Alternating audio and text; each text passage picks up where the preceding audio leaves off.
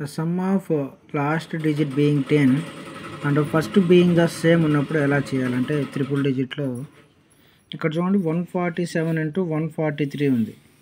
ఇక్కడ చూడండి ఇక్కడ 14 ఇక్కడ 14 సేమ్ ఉంది, బట్ ఈ రెండింటి యొక్క సమ్ వచ్చేసి 10 అవుతుంది. ఇలా ఉన్నప్పుడు ఇక్కడ సేమ్ నెంబర్ ఏదైతే ఉందో దాని యొక్క నెక్స్ట్ నెంబర్తో మల్టిప్లై చేయాలి.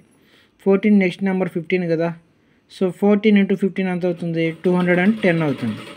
సో 210.